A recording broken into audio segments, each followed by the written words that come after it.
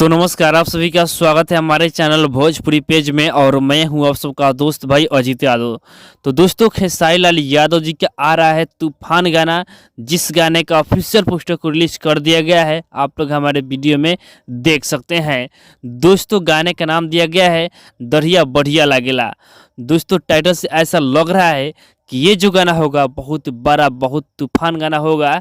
इस गाने को खेसारी लाल यादव जी गाए हैं और इस गाने को लिखे हैं अखिलेश कश्यप जी और साथ में मुकेश यादव जी, यानी दो राइटर मिलकर इस गाने को लिखे हैं। तो आप लोग समझ सकते हैं कि ये गाना कितना बवाल, कितना तांडव होगा, जो कि इस गाना को परसों यानी 9 दिसंबर को रिलीज किया जा रहा है खेसारी म्यूजिक वर्ल्ड चैनल पे, जिस वीडियो में आप सभी को खेसारी लाल यादव के साथ यामिनी सिंह नजर आएंगी।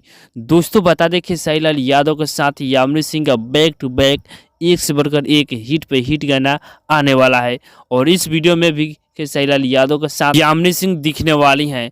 तो दोस्तों, आप लोग तैयार रहिएगा 9 दिसंबर को खेसारी म्यूजिक वर्ल्ड चैनल पे सुबह 6 बजे इस गाने को सुनने के लिए जी। तो अभी क्या यही अपडेट है, इसके बारे में क्या करना चाहते हैं कमेंट बॉक्स में अपना राय जरूर बताइएगा।